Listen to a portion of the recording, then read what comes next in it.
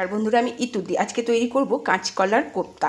এখানে কাঁচকলা সেদ্ধ করে নিয়েছি, আলু দিয়েছি, নুন আছে পরিমাণ মতো, সামান্য একটু চিনি, আর দিয়েছি একটু টমেটো সস, দিয়ে দিলাম গোলমরিচের গুঁড়ো আর হাফ চামচ জিরে গুঁড়ো দিয়েছি, হাফ চামচ জিরে গুঁড়ো আর আদা বাটা দিয়ে দিলাম হাফ চামচ। এখানে একটুখানি হিং দিয়ে দিলাম 1 চিমটে।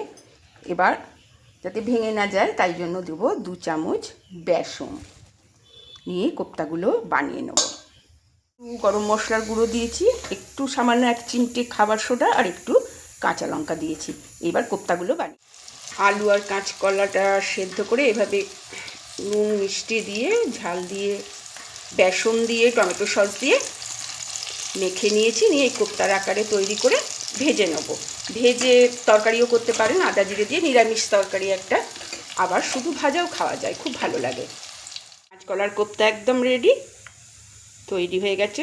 সস দিয়ে খেতেও দারুণ লাগে, ডাল দিয়েও ভালো লাগে, আবার নিরামিষের দিনে তরকারি করেও খেতে পারবেন, খুব সুন্দর টেস্ট হয়। যারা কাঁচকলা এমনি খেতে চায় না তারা এইভাবে তৈরি করে খেতে পারে। আমার ভিডিও যারা দেখেন তাদের অসংখ্য ধন্যবাদ। এইভাবে আমার পাশে থাকবেন। আজ আসি, টাটা।